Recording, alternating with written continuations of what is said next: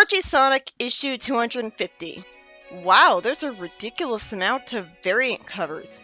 And it took a while to load them all. They shouldn't have had them all one after another in a row. Good thing the fans make them, not the official artists, or I'd accuse that of wasting valuable art-making time, and they need as much of that as they can get. Sally, as usual, tries to not look weak by lying that she's fine, and just exhausted. Why would she be exhausted? Then there's a sweet moment as she's surprised to see an entire crowd of people cheering that she's finally back to normal. Awesome! It only took us 6 years. Sally seems to look away from the crowd unhappily. Oh, that's a bandage Sonic's wearing on his head. I didn't know he needed a bandage from earlier. I didn't know what that was at first. And Sonic's mom hugs him, proud of him, and Tails' parents hug him too. I guess because they're so caught up in the happy moment. Then Sally thanks them for their concern with a smile that's especially heartwarming considering how long we had to wait for this. And she reassures the public that she'll return to active duty as soon as she can and wants to take a short break to enjoy herself, I guess. Then we cut to the secret Freedom HQ for more padding. Well, at least we see them smiling with tears of joy, with the twin wolf girls hugging each other. It's good to see their reactions, I suppose. But I'd rather have actual plot progression instead of an entire page on them doing nothing again. And I like that Shard has his arm around Nicole while she's in tears of joy. Then Harvey, who questions why Geoffrey entered the battle only to immediately flee last issue, and is suspicious that he had mastered magic despite Ixis being incapacitated. You know, you'd think that him being possessed would be the obvious conclusion to make. Ixis has possessed people before. I guess they have this convenient camera footage because of Nicole. Harvey says that it looks like Geoffrey's been injured or is sick, but I can barely tell what's happening in that camera footage because it's mostly monochrome and is so tiny. Being smart, Harvey naturally says that if both Geoffrey and Ixis are sick, this may be their chance to take back the kingdom. As with Sally's return, he thinks public opinion will sway in favor of the Acorns, as opposed to them just being happy that Sally's back. He tells Nicole to try to find out what caused Geoffrey's illness. I have to wonder why Ixis' sickness wasn't caught on such convenient camera footage a long time ago then. But that's Flynn's bad writing for you. It goes to show you how much more care and thought was put into the writing of this. I guess part of Nicole's powers being limited by the council from now on that she doesn't have cameras everywhere in the city so that she could not only see what's going on with Ixis' mutation, but also hear what he's talking about. I guess those limits on her are why she isn't already aware of what's going on. They seem to always be very on and off about what she can and can't hear in the city. It's a shame no action is going on, but whatever. I always assumed this would be an issue of mostly downtime, based on what I heard about what they're planning to do with it. I just hope the focus is mostly on action and plot progression instead of Sally angsting, when we got tons of that in the earlier issues of Archie as it is. The wizards in Ixis' head tell him that Geoffrey's body is even weaker than his last one. Why would the weakness of the body matter? I doubt it's the body's fault. I assumed it was the fact that the illness was in Ixis' mind, and so no amount of body transferring would cure it.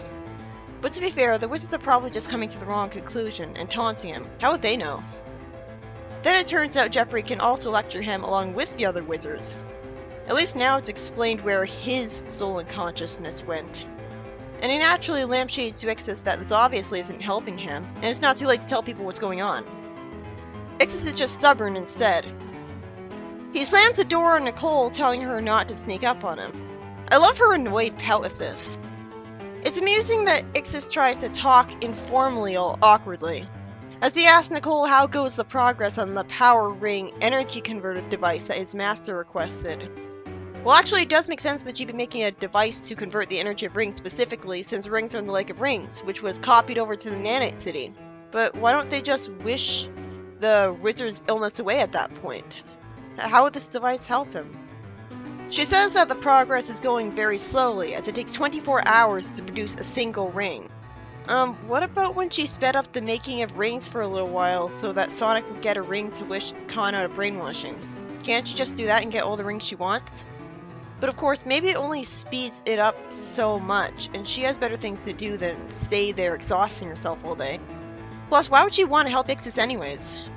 She says she doesn't have much rings, and she says that their allies in the United Federation and even Dragon Kingdom are working as hard as they can to find rings, and she should have enough by the end of the week. Ixis stops the mutating with his staff, thanks her for her hard work, and doesn't tell Nicole what's going on, and insults her as a computer right behind the door. Even though it's in a whisper, she should still hear him, especially since she's an AI and hears what people say about her in the city. But I suppose we didn't need to know she heard that. There's a layer of tragedy to Sally saying that maybe nothing at home changed, since she obviously doesn't know Ixis took over the city yet. Unless she remembers what she did as Mecha Sally. And even then, did Mecha Sally find out that Ixis took over the city? Sonic reassures her as she's tearing up that there's nothing to worry about as they can get everyone else back, and finally she snaps, "How can you say that after all I've done?" It turns out, as I expected, that she really does remember what she was doing when she was roboticized. And this actually makes sense because she still had independent thought and free will as a robot. With the sole exception that she was brainwashed to be genuinely loyal to Robotnik. So her brain wasn't that different, so of course she'd remember. I love this. It makes me engage in her character and feel sorry for her. And it's a perfect dose of reality ensues instead of angst, what angst. She even says that she wanted to do those things. It's a shame she doesn't give herself any credit for the fact that if she hadn't told Eggman to have her kidnap Lupe, Eggman would have just carpet bombed the cat and wolf countries instead. Sonic tells her reassuringly that that thing wasn't you. Calling your girlfriend a thing? Smooth. He tells her that she has to try to believe that. Well, at least he's acknowledging that it's inaccurate. Then Sonic's mom and Sally's parents go into Sonic's room to give them some company. Oh, wait a minute, we actually get to see the contents of Sonic's room. A little anyways. He has a Chow doll, so that's quite a soft side he's got there. He must have gotten it as a gift and kept it for sentimental value. Like maybe Cream gave it to him. And he's got I think it's a rider's airboard. I guess just in case he needs to fly. I can't make out what that picture on the wall is. And he has books and some extra shoes. Still no TV though. That's not realistic, but to be fair, he's pretty busy heroing. Sally hugs her parents and naturally asks Sonic to stay with her as her parents cry in relief. The next day, Sally says they don't have to throw a party to celebrate her being back. She's really humble. They're all standing in the middle of the Mina's concert stadium. Rotor says that they fixed Teapup. He was damaged? I know he was in the adaptation of Tails' Adventure, but... Oh, apparently he was shocked by Mecha Sally. I don't remember that at all. And it's pretty forced that Teapup is scared of Sally since she looks absolutely nothing like her crappy Mecha Sally design that had the torso look nothing like her regular vest design. Seriously, it always looked like her head was put on another robot's body. But anyways, there's no way in hell Teapup would still be scared of her when she's clearly not a robot anymore. This is just happening out of nowhere to force Sally to get upset. I don't even remember that happening to Teapup. Good thing they try to steer the conversation away from that immediately. That was good of Sonic. I love the look on his face. Rotor says that Eggman's copycat robot is still offline from the battle, and its components are extremely complex. Which robot are they talking about? Emerald or Metal Sonic? Rotor says that even Nicole's handheld form wouldn't be able to decipher all the encryption on the robot. Good limits to her for once. Tails says it's way too advanced to be a robot of Eggman's. So they're talking about Emerald then. Because apparently Gerald, making him 50 years ago, had more advanced technology than Eggman. Is he going to be given a good personality finally, like how Sonic Battle handled him? Sally says that they all deserve to know the truth, that she was fully aware of everything she said and did as a robot. Rotor puts his hand on her shoulder and says that she wasn't in control of her actions and doesn't need to apologize, and as she looks traumatized, she thanks them. Then she's introduced to Team Freedom, with Cream shyly greeting her. That's cute. I especially like Sally's smiles when they're nervous smiles. Nervous smiles in general always look sweeter to me because they're bashful. Then we see that Nicole was the happiest out of all of them at seeing her again, as she hugs her and the two shed some tears. Silver awkwardly wants to join the reunion and finally apologizes for something for a change. He apologizes unnecessarily for knocking her out, saying that he didn't mean to cause her any harm. I feel like it's dragging out with so many panels being dedicated to her friends greeting her as they reunite with her, when she could have reunited with all of them at once when the crowd cheered for her. But it does make some sense to put some emphasis on celebrating the fact that freaking finally Sally's back to normal. But you can also overdo it. This is an action series, remember. I like to have a faster pacing and lots of plot progression for their issues to get as much stuff done as they can, especially for a comic that only updates once a year. Sally forgives him. Amy's happy to see her, only for Sally to inexplicably be all scared instead of hugging her. And Amy acts like she offended her. Huh? Why didn't they just hug? Sure, she feels guilty for the fight with her earlier, but still. Then Sally's given the good news that Mina and Nicole are friends again. I wish Mina looked like this when she was ridden by boys before Sonic came back from space. It's nice to see her have a good design, even if yellow and purple still clash. Sally immediately forgives Mina because who's she to judge, and hopes that they can spend some more time together soon. Sally's been told by Geoffrey that King Ixis is happy about Sally coming back, and she's naturally confused, but at least is polite enough to thank him. That was quite a subdued reaction to being told Ixis became king in her absence. She's just that polite, and good with people. I'm sure she's steaming on the inside, but she doesn't really show it. Sonic just says there's a million more people who want to welcome her back at Chuck's Diner. I hope he's exaggerating. Then again, there was a sign in front of Robotropolis that said there were 5 million people in it, and those people almost all live in the city now, depending on how many of them were sent out of it from being Legionnaires. So maybe it's not completely ridiculous that there's so many people in the city at once, but even then, the diner would only be so big. Sonic says he wants a word alone with Geoffrey at first, and he lampshades that he's been acting strange, and it wasn't that long ago that he was fighting Sally, and now he's being nicer. Why is he questioning this? He had to fight her because she was a robot, right? What is he talking about? And that fight was apparently in issue 223.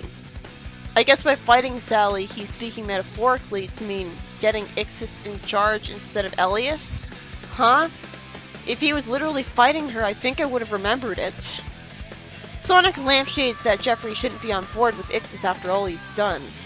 Ixis speaks delusionally about himself, rather than Sonic even trying to remind Geoffrey that Ixis tried to kill every Robian in the city. I love that when Geoffrey's told that Hershey would have wanted differently, we see him in Ixis's mind agreeing with him and looking really sad. This is some satisfying character rerailment. Rerailment! See, that's how you do it. If Flynn was such a great writer, why the fuck had he never at any point fixed characters and improved on them? He took forever to even make Geoffrey feel guilty for what he did, and that was after the second time Ixis tried to brainwash the city. Anyways.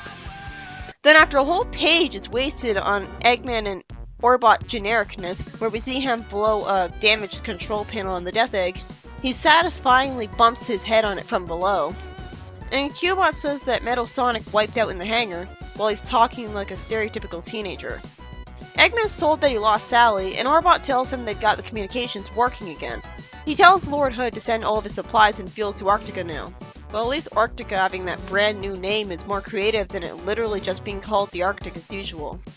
I can always just assume it got renamed in universe, so it's not a big deal. Hood says something far more pressing has his attention at the moment. And frustratingly, we actually don't get to learn what that is. I assume he's under attack, but still. Somehow, Eggman humors him. And then he's told by Bill the Platypus that there's been trouble keeping the Legionnaires in line, and all of their fuel was stolen by the local freedom fighters. I hope he's lying. That'd be cool. A continuation of how he's a double agent against them. I especially like that he's wiping the sweat from his own head. I love that I got to see the Iron Queen again, and looking so smug too. I had the biggest smile at seeing her. It looks like fake Snively has an orange jumpsuit, like a prisoner. I'm glad he's growing a mustache to look distinct. This still makes me wish we could have just had a fake Snively go join Eggman instead of the real one doing it out of nowhere. But no, instead fans would just complain that it's too convoluted, even though I prefer Snively to be fighting Eggman. The Queen makes a lame excuse that she just got settled here, and it'll take a while before she understands the system. Eggman looks pretty meek for just putting up with all this.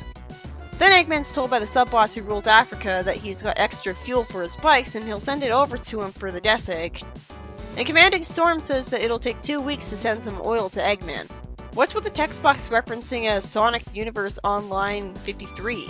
Unless I somehow missed that issue and I've been checking the site's Twitter literally every day for a long time, it seems presumptuous and confusing to make a reference to an issue they haven't even bothered to finish yet when they haven't even finished Universe 50 yet.